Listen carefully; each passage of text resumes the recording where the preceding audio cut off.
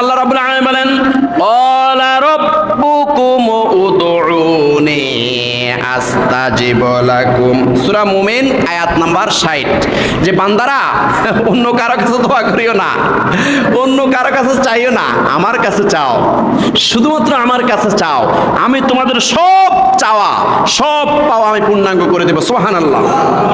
আল্লাহ রাব্বুল আলামিন বলেন ইযা সাআলাকা ইবাদি আন্নী ফাইন্নী করিব উজিবু দাওয়াতাদ দাঈ ইযা দাআন। সূরা বাকারা আয়াত 186। আল্লাহ রাব্বুল আলামিন বলেন ইযা সাআলাকা ইবাদি আন্নী, হে নবী সাল্লাল্লাহু আলাইহি সাল্লাম, আপনার উম্মতরা যখন আল্লাহর ব্যাপারে জিজ্ঞাসা করে আল্লাহ কোথায় আছে, আল্লাহ কিভাবে আছে, আল্লাহ কি করে, এই ধরনের কোনো প্রশ্ন যদি করে, তাহলে জেনে রাখুন ফাইন্নী করিব, আমি খুব নিকটে আছি। সুবহানাল্লাহ বলেন, আমি খুব নিকটে। নাহানু আকরাবু ইলাইহি মিন হাবলিল ওয়ারিদ, আমি বান্দার সারগেরও আরো অতি নিকটে আছি। সুবহানাল্লাহ বলেন।